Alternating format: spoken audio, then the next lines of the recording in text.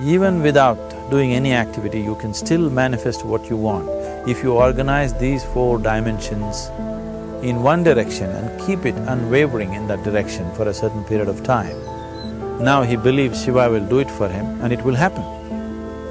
So is Shiva going to come and build your house? No, I want you to understand, God will not lift his little finger for you. What has not happened till now on this planet can happen tomorrow. Human beings are capable of making it happen tomorrow.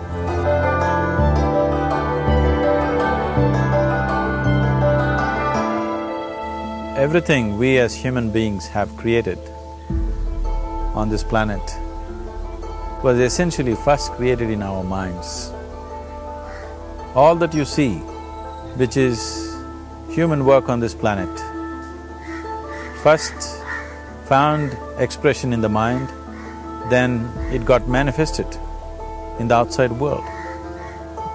The wonderful things that we have done on this planet and the horrible things that we have done on this planet, both have come from the human mind.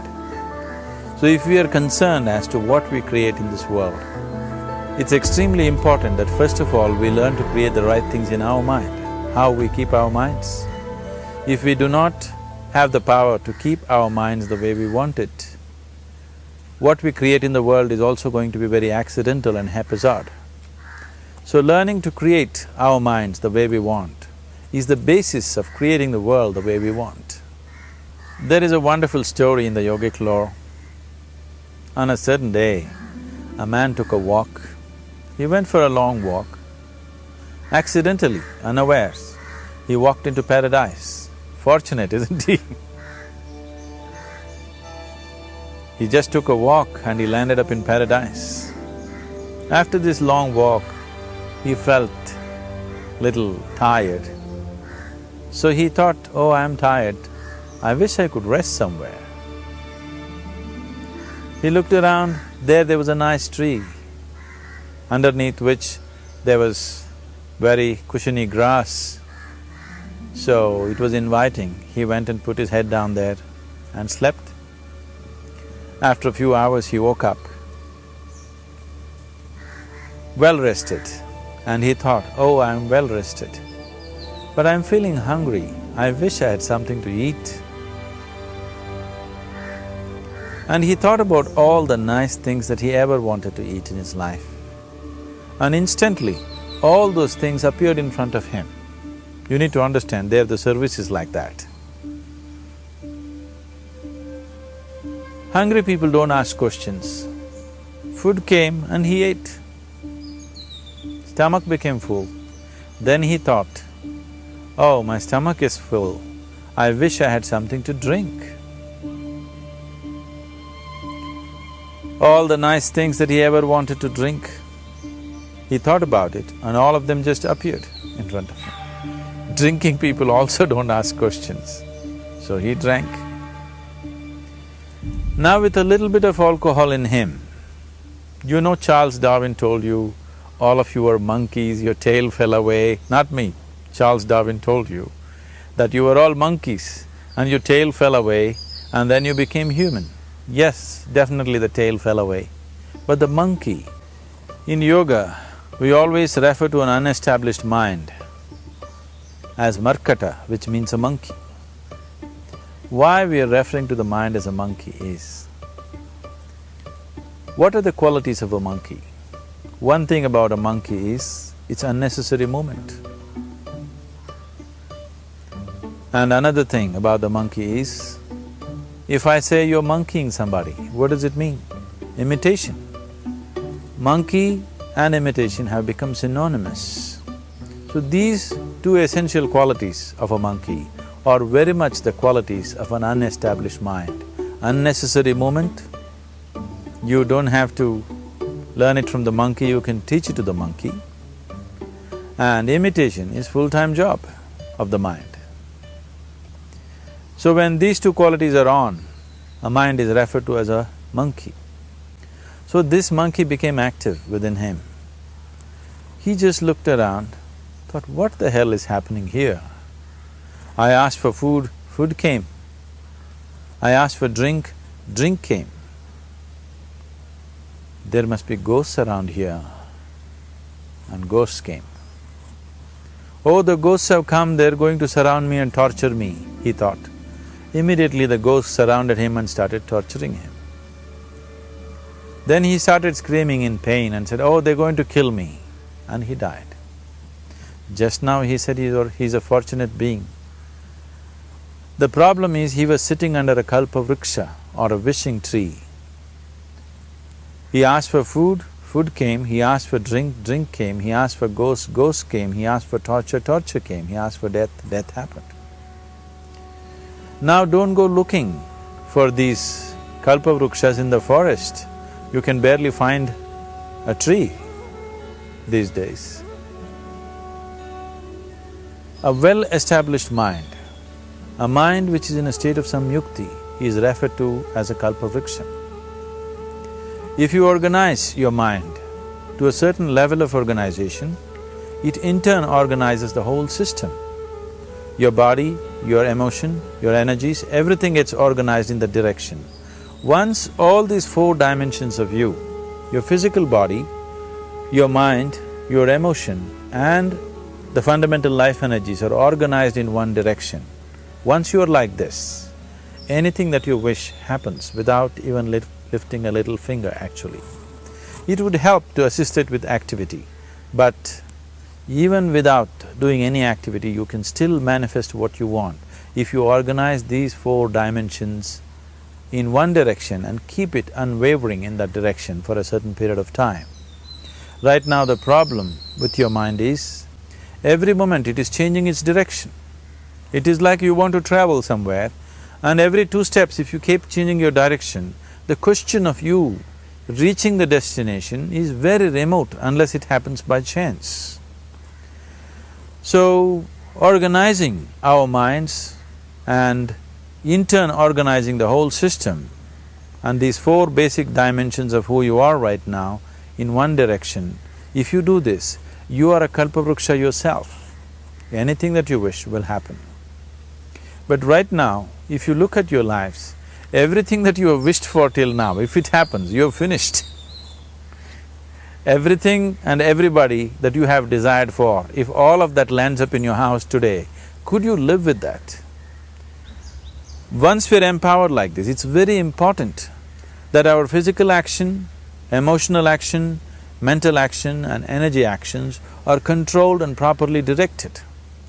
If it is not so, we become destructive, self-destructive. Right now, that is our problem. The technology, which is supposed to make our life beautiful and easy, has become the source of all the problem that we are destroying the very basis of our life, which is the planet. So what should have been a boon, we are making a curse out of it. What has brought incredible levels of comfort and convenience to us in the last 100 years or so has also become a threat to our life simply because we are not conscious action, we are in a compulsive state of action. So organizing our minds fundamentally means moving from a compulsive state of activity to a conscious state of activity. You might have heard of people for whom they asked for something and beyond all expectations it came true for them. Generally this happens to people who are in faith. Now, let's say you want to build a house. If you start thinking, oh, I want to build a house, to build a house I need 50 lakhs, but I have only 50 rupees in my pocket, not possible, not possible, not possible. The moment you say not possible, you are also saying I don't want it. So on one level, you're creating a desire that you want something, on another level, you're saying I don't want it. So in this conflict, it may not happen. Someone who has some faith in a god or in a temple or whatever, who is simple-minded, faith works only for those people who are simple-minded. Thinking people, people who are too much thinking, for them it never works. A childlike person who has a simple faith in his god or his temple or whatever, he goes to the temple and says, Shiva, I want a house. I don't know how, you must make it for me. Now in his mind there are no negative thoughts. Will it happen? Will it not happen? Is it possible? Is it not possible? These things are completely removed by this simple act of faith. Now he believes Shiva will do it for him and it will happen. So is Shiva going to come and build your house? No, I want you to understand, God will not lift his little finger for you. What you refer to as God is the source of creation. As a creator, he has done a phenomenal job, there's no question about it. Could you think of a better creation than this? Is it in anybody's imagination to think anything better than what is there right now? So as a creator, he has done his job wonderfully well. But if you want life to happen the way you want it, because right now, the very crux of your happiness and your well-being is this. If at all if you're unhappy, the only and only reason why you're unhappy is life is not happening the way you think it should happen. That's all it is. So if life is not happening the way you think it should happen, you're unhappy. If life happens the way you think it should happen, you are happy. It's as simple as that. So if life has to happen the way you think it should happen, first of all, how you think, with how much focus you think, how much stability is there in your thought, and how much reverberance is there in the thought process will determine whether your thought will become a reality or is it just an empty thought. Or how you do not create any impediments for your thought by creating negative thought process. This possible is something possible or not possible, is destroying humanity. What is possible and not possible is not your business, it's nature's business. Your business is just to strive for what you want. Right now you're sitting here, if I ask you two simple questions, I want you to just look at this and answer this. Right now from where you're sitting, can you just fly off? You say no. Right now from where you're sitting, can you get up and walk? You'll say yes. What is the basis of this? Why you say no to flying and yes to walking? Because past experience of life, many times you've gotten up and walked, never did you fly off. Or in other words, you're using the past experience of life as a basis for deciding whether something is possible or not possible. Or in other words, you have decided that what has not happened till now cannot happen in your life in future. This is a disgrace to humanity and the human spirit. What has not happened till now on this planet can happen tomorrow. Human beings are capable of making it happen tomorrow. So what is possible and what is not possible is not your business. That is nature's business. Nature will decide that. You just see what is it that you really want and strive for that. And if your thought is created in a powerful way, without any negativity, without any negative thoughts bringing down the intensity of the thought process, the first and foremost thing is you must be clear what is it that you really want. If you do not know what you want, the question of creating it doesn't arise. If you look at what you really want, what every human being wants is, he wants to live joyfully, he wants to live peacefully. In terms of its relationships, he wants it to be loving and affectionate. Or in other words, all that any human being is seeking for is pleasantness within himself, pleasantness around him. This pleasantness, if it happens in our body, we call this health and pleasure.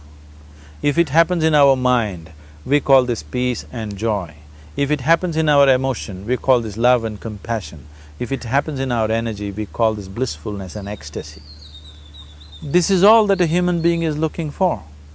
Whether he is going to his office to work, he wants to make money, build a career, build a family, he sits in the bar, sits in the temple, he is still looking for the same thing. Pleasantness within, pleasantness around. If this is what we want to create, I think it's time we addressed it directly and commit ourselves to creating it. So you want to create yourself as a peaceful human being, joyful human being, loving human being, a pleasant human being on all levels. And do you also want a world like this? A peaceful world, a loving world, a joyful world? No, I want greenery, I want food. When we say a joyful world, that means everything that you want has happened. So this is all that you're looking for. So all that you need to do is commit yourself to creating it, to create a peaceful, joyful and loving world, both for yourself and everybody around you. Every day in the morning, if you start your day with this simple thought in your mind, that today, wherever I go, I will create a peaceful, loving and joyful world. If you fall down 100 times in the day, what does it matter? For a committed man, there is no such thing as failure. If you fall down 100 times, 100 lessons to be learnt. If you commit yourself like this to creating what you really care for, now your mind gets organized. Once your mind gets organized, the way you think is the way you feel, your emotion will get organized. Once your thought and emotion is organized, your energies will get organized in the same direction. Once your thought, emotion and energies are organized, your very body will get organized. Once all these four are organized in one direction, your ability to create and manifest what you want is phenomenal. You are the creator in many ways. That which is the source of creation is functioning within you every moment of your life. It is just that, have you kept access to that dimension or not? Organizing the four basic elements of your life will give you that access. There are tools and technologies to do this. The whole science of yoga, the whole technology that we refer to as yoga is just about this, transforming yourself from being just a piece of creation to become a creator.